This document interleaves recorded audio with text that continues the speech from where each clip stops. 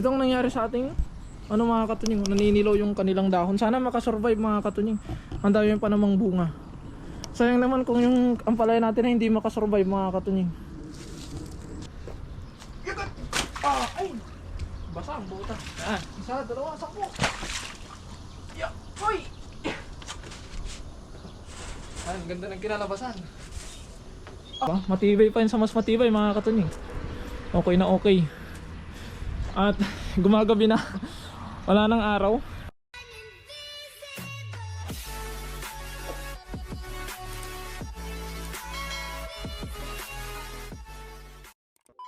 So what is up mga katunying, another day, another vlog. At syempre nandito na naman tayo sa ating mini garden para gumawa ng kung ano-ano dito sa ating mini garden mga katunying. At syempre titingnan natin yung ating mga alaga. Hingal na hingal sila, hindi naman sila naiinitan. May tubig naman sila. Pero ngayon mga katunying, titingnan natin kung anong pwede natin gawin dito sa garden. Dahil nandun ako sa loob ng kwarto ko mga katunying, ngayon nabuboring ako. Wala akong magawa. At gusto kong gumalaw-galaw. Ayun, may isang itlog na naman ang ating manok. At medyo natutuyo na yung kanilang kulungan. Yun, maganda yun mga katunying. And then, ang gagawin natin para mga katunying ay kukuha tayo ng kahoy na gamitin natin dahil pupunta tayo doon sa kabilang garden. Bali, sa mga hindi pa po nakakaalam mga katunying ay dalawa po yung garden natin. Ito yung malaking garden natin, tapos meron tayong maliit na garden doon mga katunying sa likod ng factory. Pero ang tanim lang doon ay wala. Dahil na naman sa itong nangyari sa ating ano mga katunying, naninilaw yung kanilang dahon. Sana makasurvive mga katunying. Ang dami pa namang bunga. Sayang naman kung yung ampalaya natin ay hindi makasurvive mga katunying. Sayang talaga kung dito makasurvive. Sana makasurvive dahil hanggang ngayon ay putik pa rin yung ano mga katunying, yung lupa na kinatitirikan ng ating ampalaya. At ang ganda pa naman ng ano niya, mga bunga niya, yun mga katunying. Kaya sayang na sayang naman yan mga katunying kung masisira lang o mamamatay dahil sa sobra sa tubig. Kaya ngayon ay hahanap tayo ng kahoy na pwede nating gamitin doon sa doon sa gagawin nating latayan. Gagawa tayo ng latayan doon mga katunying dahil mayroong gundo ganito. Mayroong ganito doon na wala siyang latayan at gagawin natin. Pero sa tingin ko wala tayong kahoy dito na available. Kaya mag-iisip tayo ng panibagong plano kung ano ang gagamitin natin. At ayun, may nakita na ako. I-try na lang nating alambrehan mga katunying yung ating gagawing latayan. Alambre na lang yung gagamitin natin. Dadala tayo ng alambre at pliers. Tapos syempre yung pangmalakasang straw natin mga katunying, yung nagamit nating straw doon sa garden. Pero doon mga katunying sa ngayon ay mainit pa. Bali mainit pa yun doon ngayon. Pero pupunta na tayo din dahil sisimulan natin. Para bukas ay ibang mission naman ang ating gagawin. At ito yung ating dadalhin, alambre. At sa susunod mga katunying, kapag meron tayong time at pag may free time si Kapengyo, ay magpapatulong tayo para buhatin tong warehouse natin. Dahil iaangat natin yung mga katunying, ililipat natin doon sa parte doon.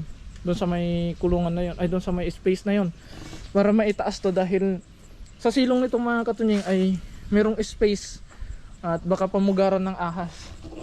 Dahil nga dito sa na-experience natin dito mga katunying, kailangan na natin maging maingat. Kaya simulan na natin dahil hinog na. Sira. Simulan na natin mga katunying dahil 5 PM na. Kaya magdadala na tayo ng gunting, tapos pliers, alambre, straw, at syempre tubig. Kaya kita-kits tayo doon mga katunying. Pupunta na ako doon. At doon na tayo magpapanimula. At bukas mga katunying ay lalagyan na natin ng bakod to. Dahil yung kamote natin mga katunying gumagapang na kung saan saan na yun. Bali babakuran natin tong paganyan. Ang ibabakod natin dito mga katunying ay plastic lamang. Pero lalagyan natin ng poste yan. Basta gagawin natin maganda yan mga katunying. Ay gaganyan natin. At tara na mga katunying, simulan na natin para hindi tayo gabihin. Let's go. At ano mga katunying, papunta na tayo doon sa pupuntahan natin. Bali yung kabilang garden pala natin mga katunying ay doon. Tatawid pa tayo dito. So bali, kung yung dito mga katunying sa malaking garden natin ay solo natin, Tayo lahat, tayo nagtatanim, tayo nag-aasikaso. Yung dito naman mga katunying ay dalawa kami nung amo namin. Bali, minsan siya yung nagtatanim, minsan ako yung nagtatanim. Minsan inasikaso niya, minsan ako, ganun mga katunying. Yung aming ginagawa dito. Bali, ang tanim natin pala dito mga katunying ay yung katulad nung ginawan ko ng ano doon, ng latayan, tapos gundol. Hindi ko para kasi alam mga katunying kung ano ba talaga yung nakatanim dito o ano ba kasi ano ba talagang halaman o ano ba talagang gulay yung nakatanim mga katunying o ano ba talagang gulay itong tinanim ko dito mga katunying. Ito kasi galing to doon sa kabila, yung kung maalala nyo yung ano mga katunying, ginawan ko ng damara, ginawan ko ng latayan, ganito yun, ganito yun. Bali kasama niya to, nilipat ko lang yung isa dito dahil tatlo yun magkakatabi. At okay na okay naman yung tubo niya mga katunying. Okay na okay naman siya. Kaya lang hindi ko pa alam kung ano to. Hintayin na lang natin na mamunga mga katunying. At ito naman yung gagawin natin ng latayan. Yan yung gundol mga katunying. At dahil wala tayong kahoy na gagamitin na paganto, gagawin natin dito mga katunying. Ito yung gagamitin natin. Bali ito na yung magiging ano niya, magiging frame niya. So lalagyan na lang natin ng alambre dito, tsaka alambre doon, tsaka alambre sa gitna. Parang magiging suporta niya na lang mga katunying. Tapos yun, kasi mahaba naman siyang tumalbos o umakyat, ay papagapangin na lang natin siya dito. Ganun mga katunying. At meron tayong kamote dito mga katunying. Nakita kong kamote dito.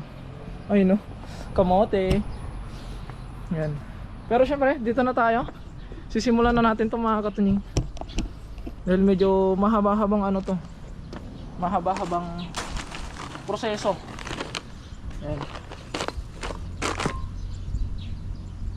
Syempre, sisimulan natin sa paglalagay ng frame. At dahil alam rin itong mga katunying at mahirap itong ilak o mahirap ihigpitan, ang gagawin natin ay skirting malupit. Kung meron po kayong anumang maipapayo sa akin mga katunying para kung paano higpitan o ihigpit lalo itong ating pagkabit ng alambre, ay pwede nyo po akong suggestan mga katunying dahil hindi naman po ako expert. Pero ang naisip ko pong paraan ay ganito.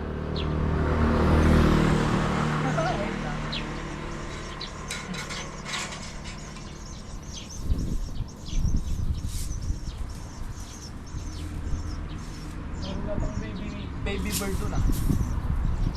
Bali ganito yung aking naisip mga katunying. Patali muna natin siya dito. Ayan. Pag nasukat ko na siya, ay gagawin ko siya ng magarni. Tapos dito ko siya itatali ngayon po.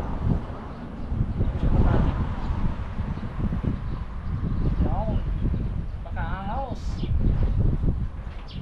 Tapos kapag natali ko na siyang ganito, tutunin ko na dito. Ito lang kasi ang alam kong paraan mga katunying eh. Sorry po. Yan. Ganito ko siya. Ganyan. Ganito. Tapos hihigpitan ko ng mano-mano. Meron ako dito dalang bakal. Higpitan ko siya ng ikot ng dulo para humigpit siya. Pero kung may iba po kayong suggestion mga katunying ay mas maganda po.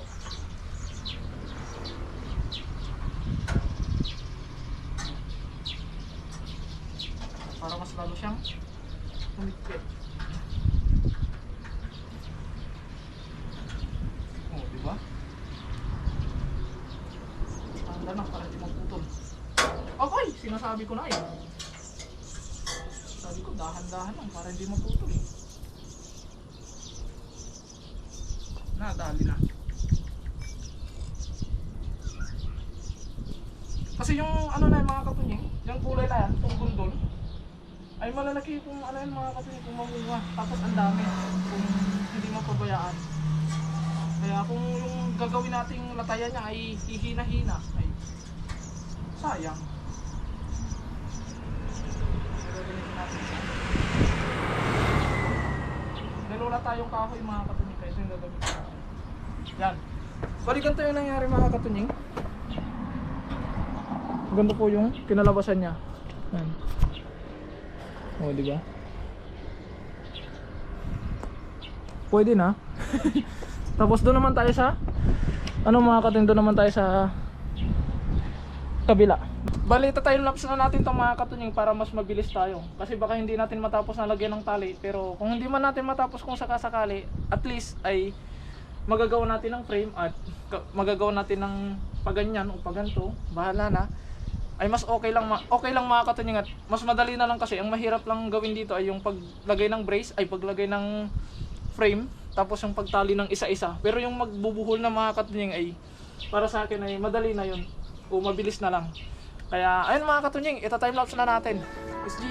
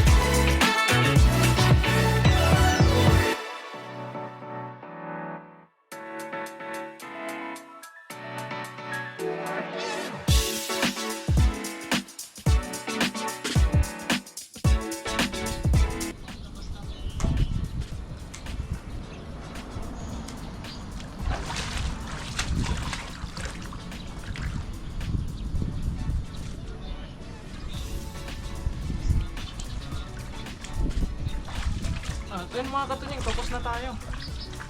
Ay, natapos din. Bali, parang tumalon na tayo mga katunying. Sinortcut na natin yung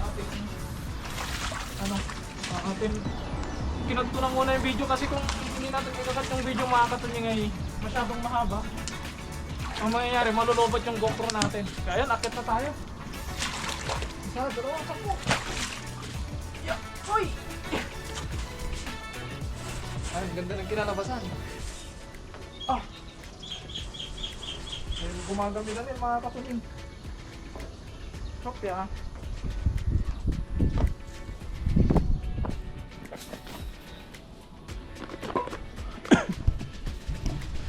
Bali, ito na yung ating nagawa mga katunying. Ay no, o diba? Matibay pa yun sa mas matibay mga katunying. Okay na okay. At gumagabi na. Wala nang araw. Kaya kailangan na din natin umuwi mga katunying para magpahinga. At least, isang mission na naman ang ating natapos mga katunying. Kaysa nakahilata tayo dun sa kwarto, dito na lang tayo para hindi tayo maboring. At lalagyan ko na lang siya ng hagdan. Siyempre magliligpit na tayo at uuwi na tayo mga katunying. Dahil dyan lang naman yung ating bahay. Kaya no mga katunying, maraming salamat sa walang sawa niyong suporta sa akin at sa aking mga nakakasama. Mag-ingat po palagi mga katunying ngayon. God bless po. Bye bye.